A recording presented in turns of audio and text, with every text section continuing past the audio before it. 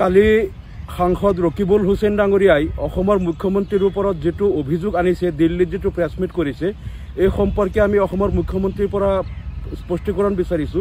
ৰকিবুল হুছেইন সাহেবে স্পষ্ট অভিযোগ কৰিছে যে মুখ্যমন্ত্ৰী মহোদয় আলফাৰ সদস্য হয় আৰু এটো উচ্চ ন্যায়ালয়ৰ এটা কপি তেখেতে কালি তাত পঢ়ি শুনাই দিছে আৰু সেই উচ্চ ন্যায়ালয়ৰ কপিত উল্লেখ থকা মতে মুখ্যমন্ত্ৰী হিমন্ত বিশ্ব শৰ্মা আলফাৰ কেডাৰ হয় তেওঁ সারেন্ডার করা নাই। সারেন্ডার করলে তো সালফা হলহেতেন, সালফা হলে তেও নির্বাচন খেলিব পারিলেহেতেন। যেহেতু তেও সারেন্ডার করা নাই আর তেও আলফা ক্যাডার হয়ে আছে, গতিকে আলফা ক্যাডার এজন মুখ্যমন্ত্রী হওয়াটো অসমৰ নিরাপত্তার কারণে অতি এটা ভয়ানক কথা, চিন্তনীয় কথা।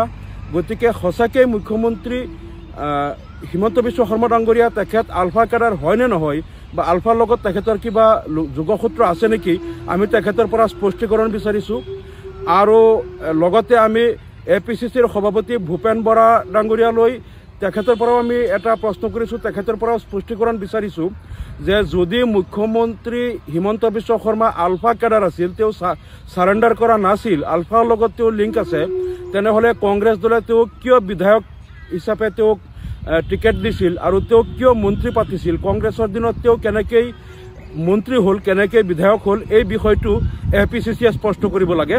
আৰু লগতে মুখ্যমন্ত্ৰী হিমন্ত বিশ্ব শৰ্মা ডাঙৰীয়াও স্পষ্ট কৰিব লাগে যে তেখেত সঁচাকৈ তেখেত আলফাৰ লগত যোগসূত্ৰ আছে নেকি, কিবা ভাৰত বিৰোধী অভিযানত তেখেত জড়িত আছে নেকি, এই কথাটো তেখেতে স্পষ্ট কৰিব লাগে।